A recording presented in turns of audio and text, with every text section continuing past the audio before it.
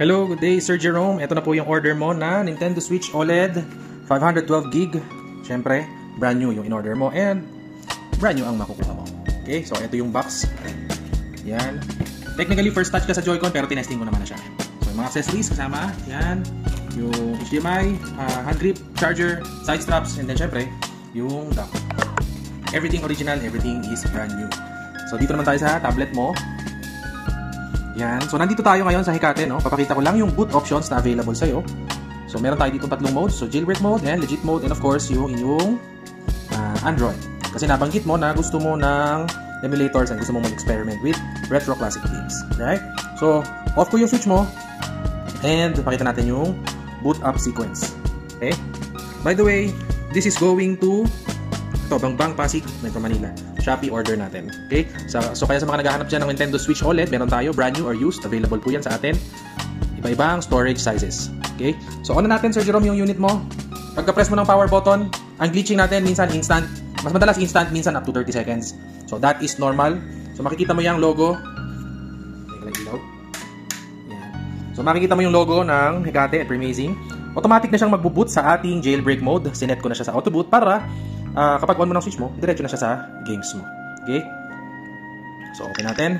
Ito naman yung mga games na na-install natin based sa listahang binigay mo. Okay? Open natin yung all software. So, ito yung mga games. So, yung Xenoblade, nilahat ko na kasi Xenoblade yung nakalista lang eh. So, nilahat ko na. Right?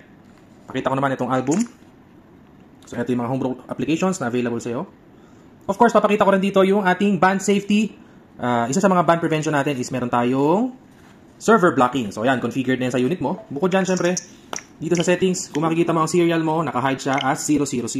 Okay? So, okay lang i-connect mo ang switch mo sa Wi-Fi. Meron tayong safety installed. Kasi meron pa tayong nakalagay na E. So, that is MMC, meaning nasa SD card naka-redirect yung system storage ng jailbreak mode. Okay? Syempre, latest na rin tayo, 19.01 na firmware. And, of course, latest atmosphere 1.8. Okay? So, kung maglalaro ka ng game, click mo lang, open mo lang, then, yun na yun. So, pagdating naman sa mga guides and tutorials, sasend ko na lang sa'yo once na ma-receive mo na ang iyong Nintendo Switch. So, nandyan yung mga applications na magagamit mo para mag-install ng games, mag-cheats ng games, at iba-iba pa. Okay? So, lipat naman tayo sa Legit OS. Kailangan natin i-off yung switch. And power off natin. Okay? So, ang setup natin is clean setup. This ensures na wala kayong ma-encounter na issues or errors. Okay? So, rest natin siguro mga 10 to 15 seconds before natin siya i-turn on ulit. This allows the switch to turn off itself and also the mod chip na mag-off siya.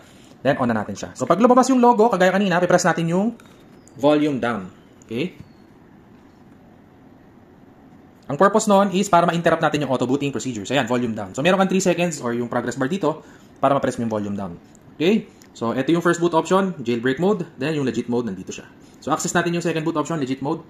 So, dito naman sa mode na ito, magagawa mo lahat ng pwede mong gawin sa switch na hindi naka-jailbreak. When I say hindi naka-jailbreak, yung mga Nintendo eShop, online subscriptions, game cartridges, and kung ano-ano pa.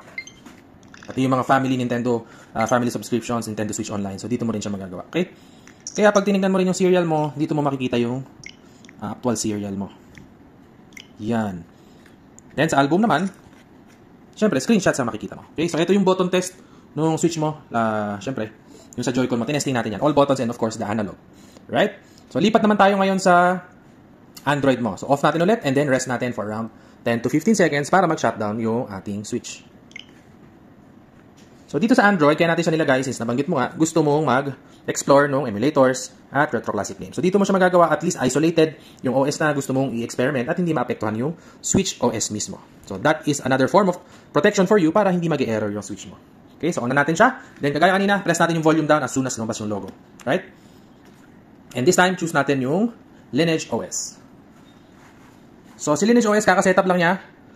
Fresh format siya. So, configure mo na lang yung, syempre, kailangan niya ng user account, kailangan niya ng Google Play account, kailangan niya ng date and time, set mo yung time zone, yung country, para magamit mo siya. So, this is already the latest Lineage OS.